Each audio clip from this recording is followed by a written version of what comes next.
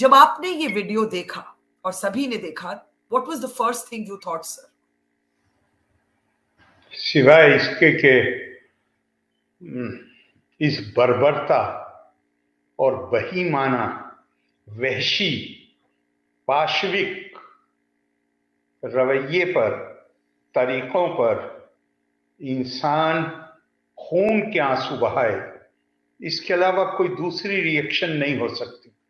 इनको anti terror law में ये दो व्यक्ति हैं, गोज मोहम्मद और रियाज अख्तरी। लेकिन जो मुझे बहुत ही चिलिंग लगा कि जब इन्होंने ये वीडियो रिलीज किया, उसमें ये हंस रहे हैं। आपने भी देखा होगा, ये हंस रहे हैं, ये अपनी छुरियां दिखाकर प्रधानमंत्री को भी एक चुनौती की किस्म की दे रहे हैं। मुझे तो ये मतलब लगा कि इनको डर नहीं लगता। और जो कन्हैया लाल के बेटे हैं, उन्होंने भी हमारे सहयोगी जो उदयपुर में, उनसे यही कहा कि भाई इनको डर क्यों नहीं लगता। तो आपने कैसे देखा वो हंसते हुए आपको इन असल मर्डरर्स में को? आपको ताज्जुब असल में इसलिए है कि आप ग्राउंड रियलिटीज का नोटिस लेने के लिए तैयार नहीं। क्यों मुझे नहीं? कोई है, मुझे ऐसे? हैरत नहीं, मुझे हैरत नहीं है। मैं तो 14 साल पहले ये आर्टिकल लिख रहा हूं और मैं कह रहा हूं कि आप इस किस्म के जहन पैदा कर रहे हैं। आप अकेले जमीयतुल उलमा के इस रेजोल्यूशन को पढ़ लें, जहां हर किसी को यह बताया जाएगा कि सिर्फ तुम्हारा रिलीजन जो है वो सच्चा है, बाकी सब झूठे हैं, और तुम्हारे ऊपर ये जिम्मेदारी डाली गई है कि जो सच्चा रिलीजन है उसको फैलाना तुम्हारी जिम्मेदारी, और उसके बदले में तुम्हें ये मिलेगा। तो ये ऐसे निडर कानून को हाथ में लेने वाले, हत्याएं करने वाले पैदा होंगे ही। फिर उन्हें डर किस बात का है? इसी को उन्हें बताया जा रहा है कि अगर तुम ये काम करोगे तो मरने के बाद तुम्हें ये मैं वो सब में डिटेल में नहीं जाऊंगा, ये मिलेगा। तो फिर हैरत कहां से रह जाएगी? हमें अगर आज कोई किसी चीज पर गौर करना चाहिए तो उस बुनियादी तौर पे वो जो असल बीमारी है जिससे ये जहन पैदा होते हैं, जो कानून को अपने हाथ में लेते हैं, जिनके नजदीक इंसान की जान की कोई कीमत नहीं है, ये बीमारी कहां से पैदा होती है, इस पर गौर करना चाहिए। जी, कहां से पैदा होती है?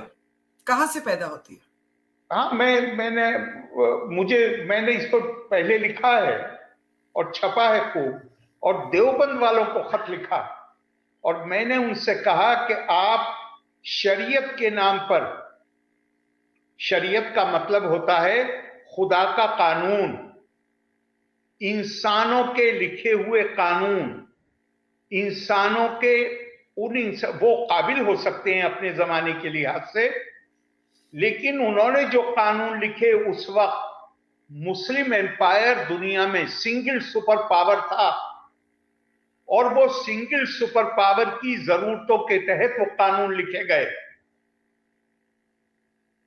और उसको इंसानों के लिखे हुए कानूनों को कहा जाता है कि खुदा का कानून।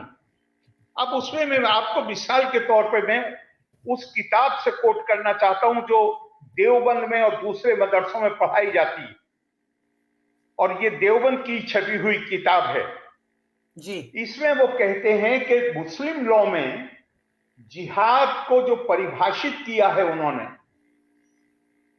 वो किया है कि दीन हक की तरफ बुलाने, यानी ये कहा जाए किसी गैर मुस्लिम से कि तुम इस्लाम को कबूल कर लो, और जो उसे कबूल ना करे उससे जंग करने को कहते हैं।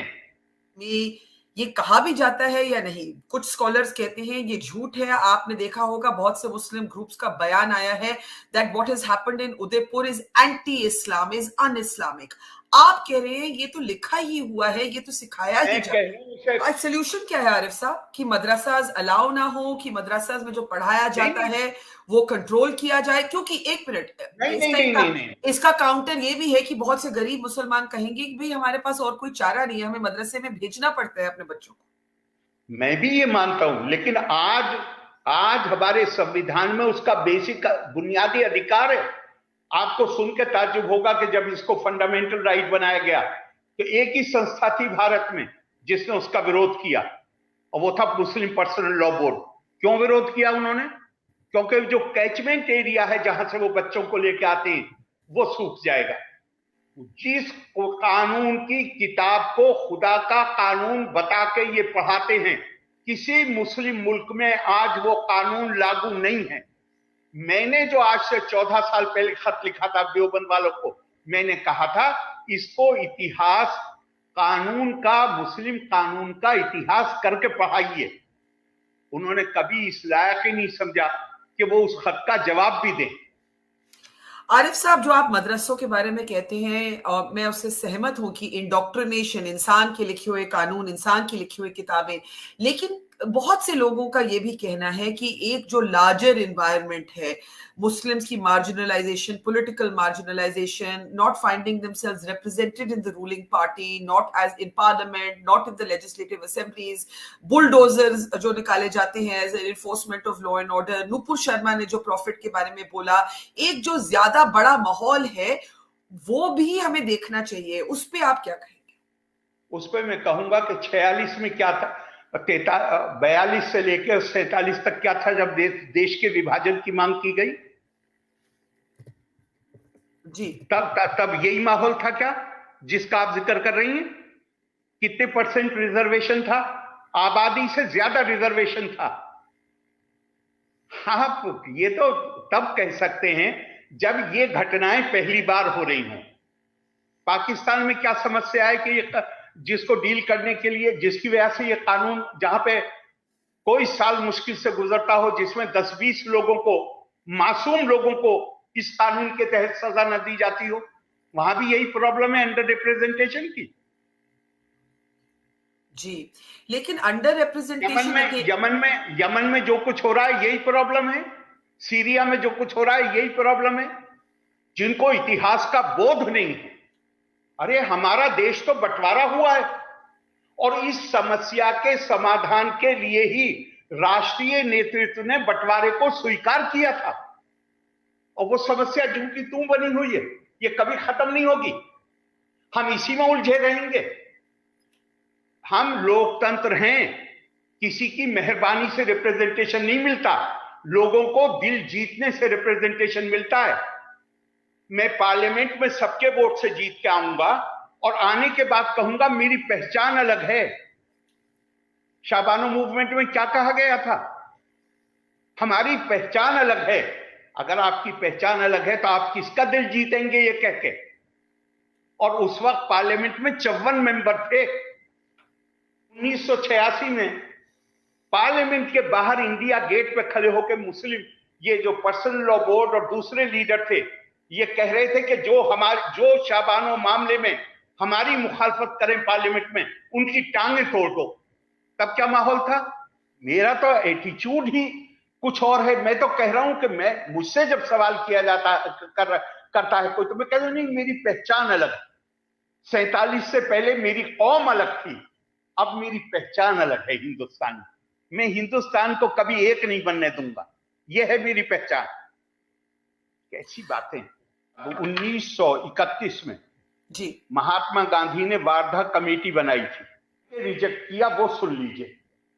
ये 1939 11th annual session of Jamiat, March 1939। और क्या कहा कि उसके खतरा बताया वार्धा स्कीम का। लिखने वाले कौन? जाकिर साहब। बनाने वाले कौन कमेटी को? महात्मा गांधी। और उन्होंने क्या कहा? The danger of a scheme is that the children will be indoctrinated in such a way that not only would they be friendly to other religious groups, but they would also consider every religion of the world a true religion. This belief is un-Islamic. इस पे महात्मा गांधी ने कहा, I regard it as fatal to the growth of a friendly spirit among children belonging to different faiths if they are taught either that their religion is superior to every other or that it is the only true religion. Wardha scheme को 1939 में ये कह के reject किया कि ये सब मजाहिब के लिए, सारे जो रिलीजन्स हैं उनके लिए आदर का भाव पैदा करेगी। जरा बताइए तो मुझे, ये इस माइंड सेट के साथ आप एक राष्ट्र बना सकते हैं?